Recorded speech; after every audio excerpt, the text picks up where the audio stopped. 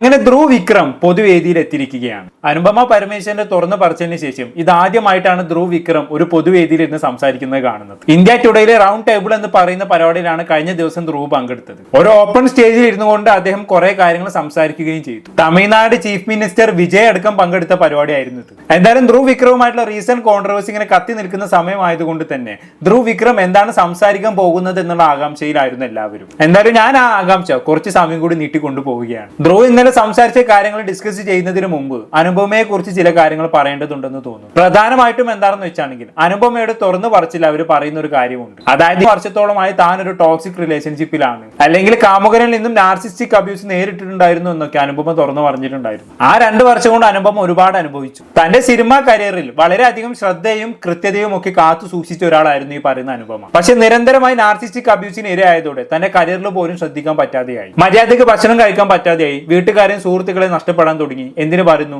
സ്വന്തം അനിയനോട് പോലും അടുത്ത് ഇടപഴകാൻ പറ്റാതെയായി. അങ്ങനെ ഒടുവിൽ മെന്റൽ ബ്രേക്ക് ഡൗൺ സംഭവിച്ചു. ഏത് നേരവും കരയുന്ന ഒരാളായി അനുപമ മാറി എന്നുള്ളതാണ്. അങ്ങനെ ഒടുവിൽ കരിഞ്ഞ് കണ്ണുനീർ ഗ്രന്ഥി താഴോട്ട് ഇറങ്ങി വന്ന് അത് സർജറി പോലും ചെയ്യേണ്ടി വന്നു എന്നുള്ളത് അനുപമ തുറന്നു പറഞ്ഞിട്ടുണ്ടായിരുന്നു. അതായത് അത്രയും എക്സ്ട്രീം അബ്യൂസിലൂടെ ആയിരുന്നു കഴിഞ്ഞ 2 വർഷത്തോളമായി അനുപമ കടന്നു പോയിക്കൊണ്ടിരുന്നത്. ഇതെല്ലാം കേൾക്കുമ്പോൾ എല്ലാവരും ചോദിച്ചിരുന്ന ഒരു കാര്യം ഉണ്ടായിരുന്നു, എന്തുകൊണ്ട് ഇതെല്ലാം 2 വർഷത്തോളം സഹിച്ചു, എന്തുകൊണ്ട് അതിനിടയിൽ ഒരു തവണ പോലും തുറന്നു പറഞ്ഞില്ല അല്ലെങ്കിൽ പ്രതികരിച്ചില്ല. അനുപമ ഒരു സിനിമാ നടിയാണ്, പോപ്പുലർ ആണ്, അനുപമയുടെ കയ്യിൽ പണമുണ്ട്, ജനങ്ങളുടെ കണ്ണിൽ ഒരു സാധാരണക്കാരിയല്ല ഈ പറയുന്ന അനുപമ. സോ ആളുകൾക്ക് സ്വാഭാവികമായിട്ടും സംശയം തോന്നും, എന്തുകൊണ്ട് 2 വർഷത്തോളം സഹിച്ചു. അനുപമ അതിന് ഡയറക്റ്റ് ആയി പറഞ്ഞ മറുപടി എന്താണെന്ന് വെച്ചാണെങ്കിൽ ആ റിലേഷൻഷിപ്പിൽ ഒരു ചിലന്തി വരെ തന്നെ ചുറ്റി വരിഞ്ഞിരുന്നു എന്നുള്ളതാണ്. പുറത്ത് കടക്കാൻ പറ്റാത്ത രീതിയിൽ താൻ ട്രാപ്പ് ചെയ്യപ്പെട്ടു എന്ന് ധന്യ വർമ്മക്ക് കൊടുത്ത ഇന്റർവ്യൂവിന്റെ 2ാം ഭാഗത്തിൽ അനുപമ തുറന്ന് സംസാരിക്കുന്നുണ്ട്. അതുകൂടാതെ അനുപമ പറഞ്ഞ മറ്റൊരു കാര്യം എന്താണെന്ന് വെച്ചാണെങ്കിൽ സിനിമയിൽ അഭിനയിക്കുന്നതിനപ്പുറത്തേക്ക് താൻ ഒരു സാധാരണക്കാരിയാണെന്നും സാധാരണ കുടുംബത്തിൽ നിന്നും വന്നവളാണെന്നും സിനിമയിൽ അഭിനയിക്കുന്നതിനപ്പുറത്തേക്ക് ഒരു പവറും തനിക്കില്ല എന്നും ഒക്കെ അനുപമ തുറന്ന് സംസാരിക്കുന്നുണ്ട്. ധന്യ വർമ്മക്ക് കൊടുത്ത ഇന്റർവ്യൂവിൽ തന്നെയാണ് അനുപമ ഈ കാര്യം പറയുന്നത്. ഞാൻ വേണമെങ്കിൽ ആ ഭാഗം ഒന്ന് പ്ലേ ചെയ്ത് കാണിച്ചു തരാം.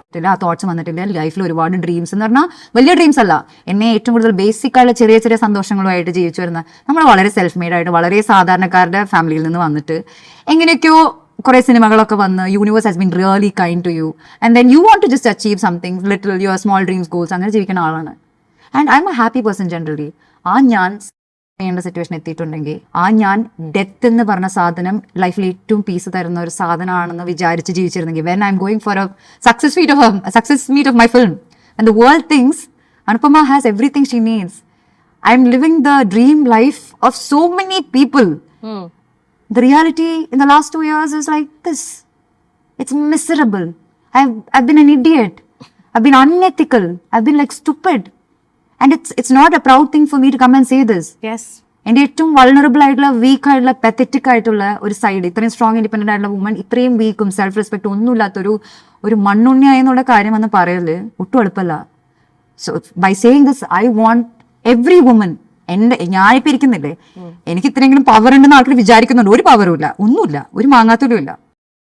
കേട്ടല്ലോ, കേൾക്കുന്നവർക്ക് ചോദിക്കാം എന്തുകൊണ്ട് 2 വർഷത്തോളം സഹിച്ചു ഇറങ്ങി പോരായിരുന്നു എന്നൊക്കെ. പക്ഷെ അതത്ര എളുപ്പമല്ല. ഒരു റിലേഷൻഷിപ്പിലായിരിക്കുന്ന സമയത്ത് മറ്റേതൊരു സ്ത്രീയെ പോലെ തന്നെയാണ് ഞാനും. എനിക്ക് പ്രത്യേകിച്ച് പവർ ഒന്നുമില്ല, ഞാനൊരു സാധാരണക്കാരിയാണ് എന്നൊക്കെ അനുപമ പറഞ്ഞു വെക്കുന്നുണ്ട് അല്ലേ. പക്ഷെ ആക്ച്വലി ഇവിടെ പവറിന്റെ കളികൾ നടന്നിട്ടുണ്ട് എന്നുള്ളതാണ് പുറത്തു വരുന്ന റിപ്പോർട്ടുകൾ. പൊളിറ്റിക്കൽ പവർ ആണ് ഞാൻ ഉദ്ദേശിച്ചത്. കഴിഞ്ഞ 2 വർഷത്തോളമായി അനുപമയ്ക്ക് ഈ റിലേഷൻഷിപ്പിനെ കുറിച്ച് തുറന്നു പറയാൻ കഴിയാതിരുന്നത് തമിഴ്നാട്ടിലെ രാഷ്ട്രീയവുമായി ബന്ധമുണ്ടെന്നാണ് പറയപ്പെടുന്നത്. അതും ഒരു കാരണമാണെന്നാണ് പറയുന്നത്. വിജയുടെ പാർട്ടി ആയിട്ടുള്ള TVK തമിഴ്നാട്ടിലെ അധികാരത്തിന് വരുന്നത് ഈ അടുത്തല്ലേ. അതിനു മുമ്പ് തമിഴ്നാട് ഭരിച്ചിരുന്നത് DMK പാർട്ടി ആയിരുന്നല്ലോ, അതെല്ലാവർക്കും അറിയാലോ.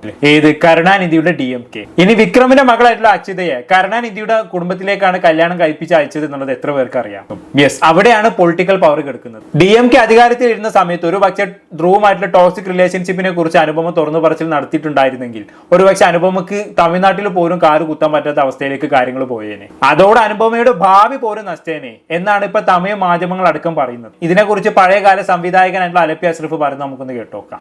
ധ്രുവ് വിക്രമിന്റെ അമ്മ ശൈലജ മലയാളിയാണ്. ശൈലജയും വിക്രമും തമ്മിലുള്ള വിവാഹവും പ്രണയ വിവാഹമായിരുന്നു. അവർക്ക് ധ്രുവ് കൂടാതെ ഒരു മകൾ കൂടിയുണ്ട്. മകൾ അക്ഷിതയെ വിവാഹം കഴിച്ചു കൊടുത്തിരിക്കുന്നത് കരുണാനിധിയുടെ മൂത്ത മകനായ മുത്തുവിന്റെ കൊച്ചുമകനെ കൊണ്ടാണ്. അതുവഴി ഈ കുടുംബത്തിനും വലിയ രാഷ്ട്രീയ സ്വാധീനമുണ്ടായി. ചില തമിഴ് ചാനലുകളിൽ ചിലർ പറയുന്നത് കേട്ടു, ഇത്രയും നാൾ ഈ 2 വർഷക്കാലം അനുപമ ഒന്നും തുറന്നു പറയാതിരുന്നതിന്റെ കാരണം അന്ന് ഭരണത്തിലിരുന്ന DMK-യെ ഭയന്നിട്ടാണെന്ന്. അന്ന് അങ്ങനെയുള്ള തുറന്നു പറച്ചിലുകൾ നടത്തിയിരുന്നുവെങ്കിൽ അനുപമയ്ക്ക് സിനിമയിൽ നിന്നു മാത്രമല്ല തമിഴ്നാട്ടിൽ നിന്ന് പോലും എന്നേക്കുമായി ഗുഡ് ബൈ പറയേണ്ടതായി വന്നേനെ. ഇതൊക്കെ തമിഴ് ചാനലുകളിൽ വന്ന വാർത്തകളാണ്. ഇതിലൊക്കെ എത്രത്തോളം സത്യമുണ്ടെന്നറിയില്ല. ഓക്കെ, കേട്ടല്ലോ. മേ ബി തന്റെ സിനിമാ കരിയറോ അതല്ലെങ്കിൽ തന്റെ ജീവിതമോ നശിക്കുമോ എന്നുള്ള ഭയം കൊണ്ടാണ് ഒരുപക്ഷെ അനുപമ പരമേശ്വരൻ ഇത്രയും കാലം ഈ കാര്യങ്ങളൊന്നും പറയാതിരുന്നത് എന്ന് വേണം കരുതാൻ. പക്ഷെ ഇവിടെ അനുപമക്ക് പറയാനുള്ളത് മറ്റൊന്നാണ്. ഇത്തരം ഒരു തുറന്നു പറച്ചിൽ അത് ഏത് സമയത്ത് നടത്തുകയാണെങ്കിലും അപകടം തന്നെയാണ്. DMK അധികാരത്തിൽ ഇല്ലെന്നേ ഉള്ളൂ. തമിഴിലെ സൂപ്പർ സ്റ്റാർ ആയിട്ടുള്ള ചിയാൻ വിക്രമിന്റെ മകനാണ് ഈ പറയുന്ന ധ്രുവ് വിക്രം.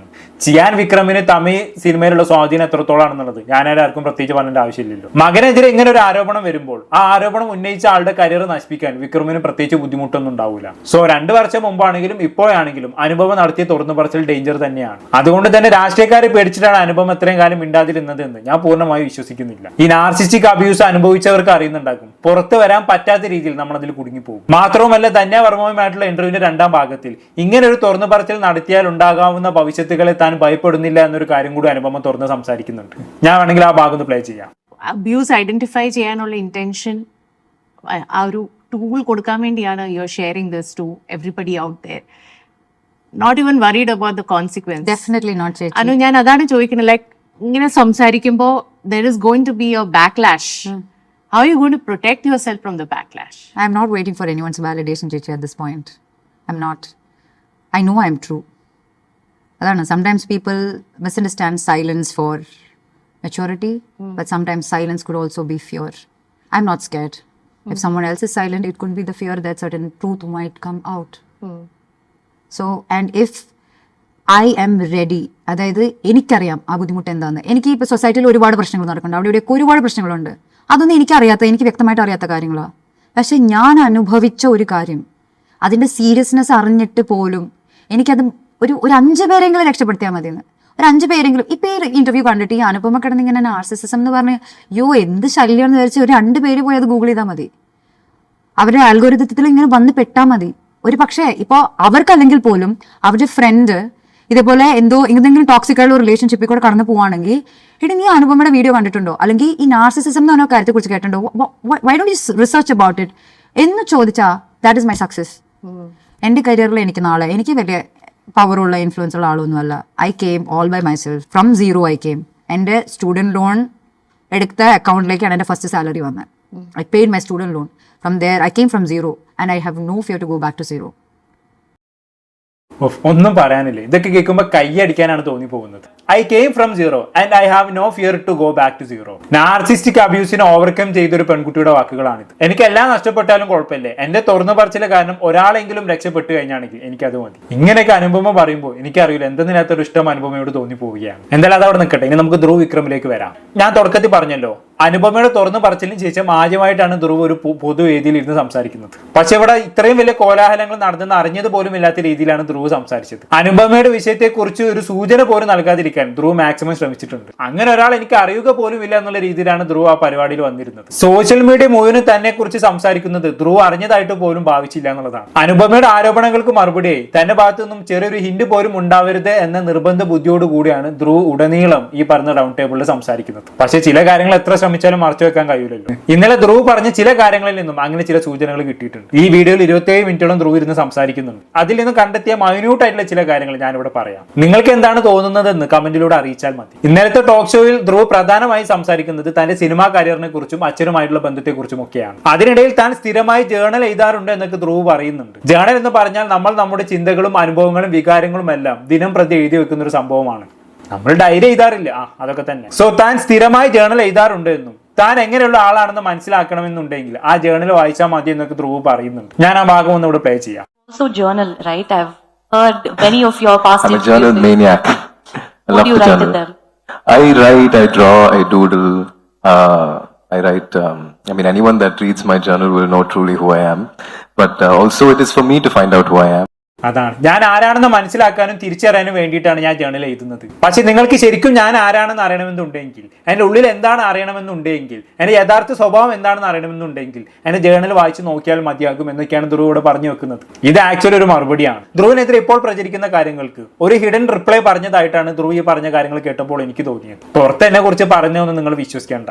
ഞാൻ ആരാണെന്ന് അറിയണമെന്നുണ്ടെങ്കിൽ എൻ്റെ ജേണൽ മാത്രം വായിച്ച് നോക്കിയാൽ മതി എന്നുള്ളതാണ് ഇവിടെ ധ്രുവ് പറയാതെ പറയുന്നത്. അനുപമയുടെ ആരോപണങ്ങൾക്കൊന്നും നേരിട്ട് റിപ്ലൈ കൊടുക്കാൻ പറ്റില്ലെന്ന് ധ്രുവിന് നന്നായിട്ട് അറിയാം. അങ്ങനെ നേരിട്ട് റിപ്ലൈ കൊടുത്താൽ അതോടെ തീർന്നു. സോ ഈ ടോക്ക് ഷോയിൽ ഉടനീളം നോർമൽ ആയിട്ട് സംസാരിക്കാൻ ധ്രുവ് മനഃപൂർവ്വം ശ്രമിച്ചിട്ടുണ്ട്. പക്ഷെ എന്തൊക്കെ പറഞ്ഞാലും ലോകം മുഴുവനും തനിക്കെതിരെ നിൽക്കുന്ന സമയത്ത് എന്തെങ്കിലുമൊക്കെ മറുപടി പറയണമെന്ന് നമുക്ക് ആഗ്രഹം ഉണ്ടാവില്ലോ.